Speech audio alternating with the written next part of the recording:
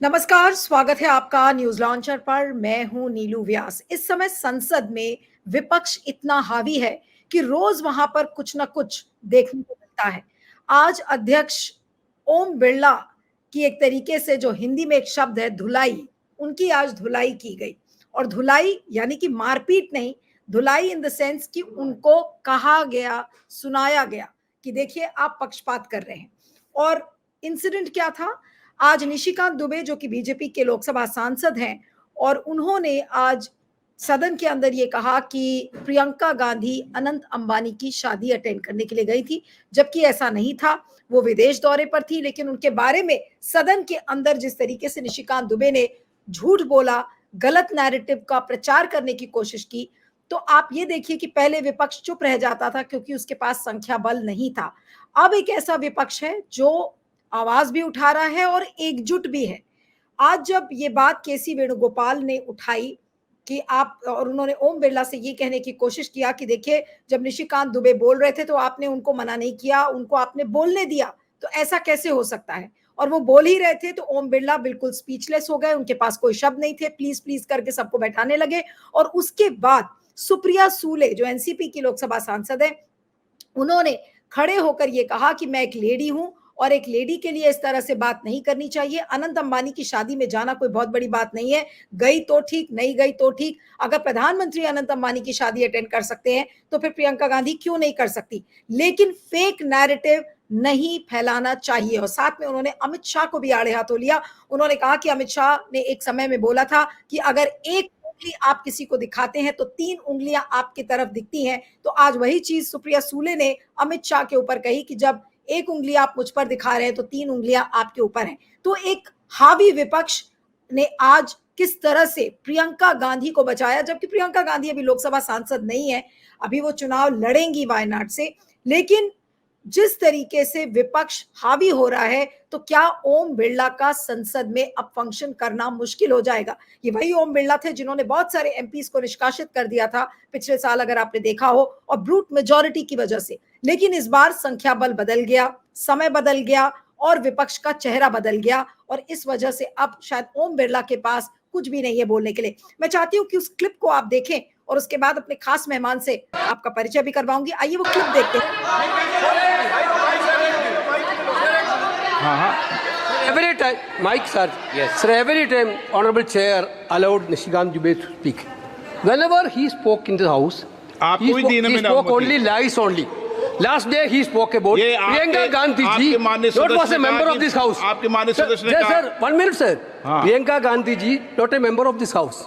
He told in this House that Priyanka Gandhi ji attended Adani's marriage, which is totally wrong, sir. Which is totally wrong. He, every time he is telling this galat baat. You are allowing that out. You are allowing that. Okay. No.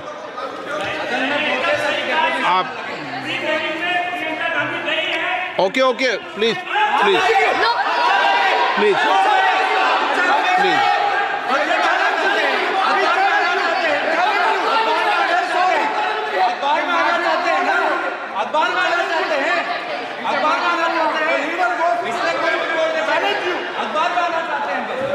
Okay, आप conclude कीजिए. Sir, I would like on behalf of my colleagues put it on record that she is not a part of this house, but at a personal level she is a woman and nobody should talk about a lady A who's not a part of this house.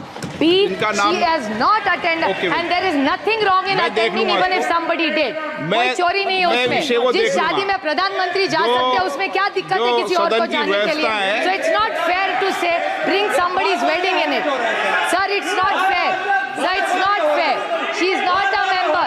Sir, she is not a member of this house. And she did not attend. Let's go by factuals. There's nothing wrong in attending a wedding officially.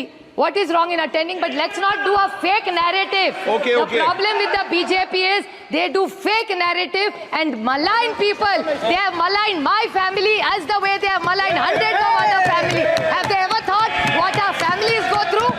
जब लोगों को झूठ झूठ arrest करते, कभी सोचा है उसकी बीवी क्या सोचती है, उसकी माँ क्या सोचती है, उसके बच्चे क्या सोच रहे? They are only doing this just to be in power for their selfish needs.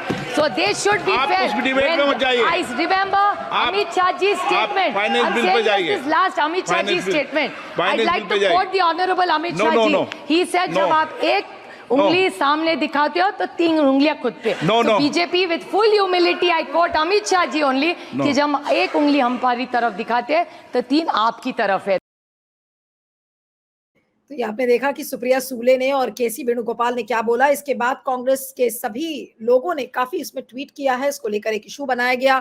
Supriya Shrinate ने अभी कुछ देर पहले एक वीडियो भी किया, साथ में एक ट्वीट किया। उस ट्वीट को मैं आपको दिखाना चाहती हूँ। उस ट्वीट को अगर आप प्ले करें। बीजेपी सांसद निशिकांत दुबे ने प्रियंका गांधी जी के बारे में बिल्कुल झूठ कहा कि वह अंबानी विवाह में शामिल हुई थी। वो कतई शामिल नहीं हुई थी। इस आदमी को झूठ बोलने की लत है, लेकिन यह प्रिविलेज का भी मामला है।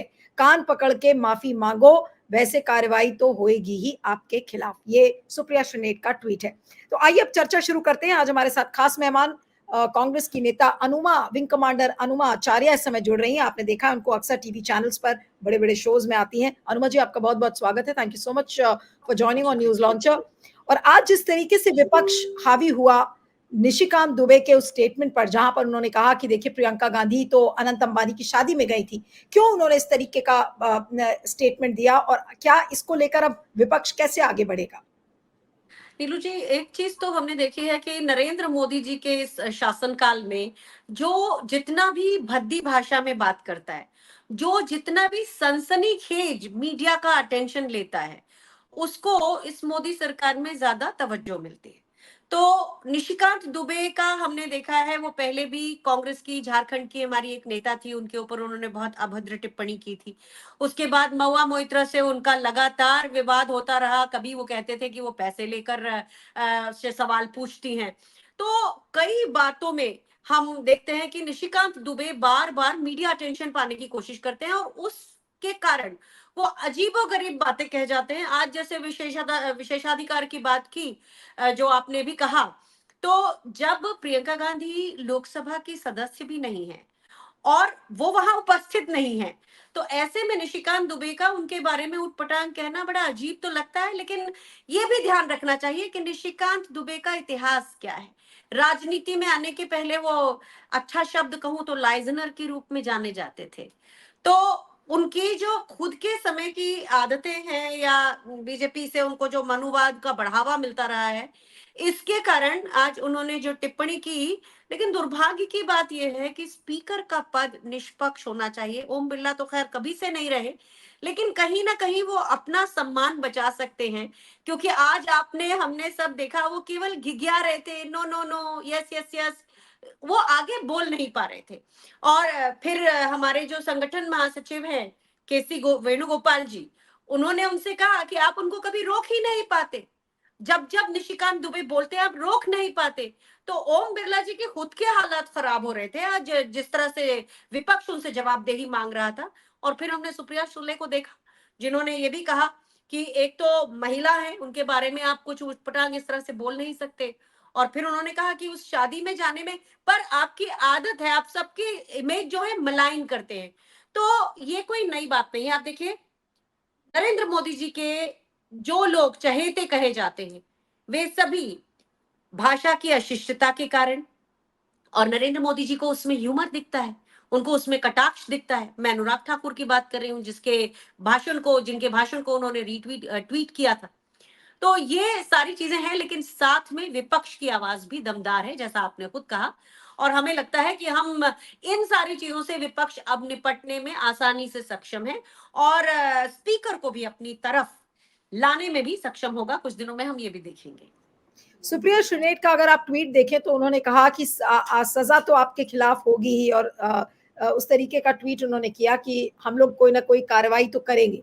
क्या कार्रवाई आपको लगता है कि निशिकांत दुबे के खिलाफ होगी? क्योंकि मामूली बात नहीं है, प्रियंका गांधी के लिए उन्होंने अगर इस तरीके की बात कही है और वो भी एक झूठ फैलाने की कोशिश की थी, तो कांग्रेस अब क्या करेगी? क्या उस पर कोई विचार चल रहा है पार्टी में कि क्या होगा क्या नहीं होगा? कल जिस तरह से कृषि मंत्री शिवराज सिंह चौहान ने झूठ बोला था, उस पर पहले तो हमारे, जिनके बारे में झूठ बोला था, दिग्विजय सिंह जी, और रणदीप सुरजेवाला जी, और उसके अलावा उन्होंने आम आदमी पार्टी के सांसद संजय सिंह भी उसमें शामिल थे, जिसमें उन्होंने झूठ बोला था खाद के बोरे पर। तो विपक्ष ने पहले तो प्रेस कॉन्फ्रेंस की और आज एक चिट्ठी जारी की है। तो विशेषाधिकार की जहां जहां बात है, विपक्ष उस पे एक्शन ले रहा है। तो जो कल घटना हुई थी उस पर आज एक्शन हुआ है। इसी तरह से जो आज ये घटना हुई है, हम देखेंगे कल उस पर भी एक्शन जरूर होगा।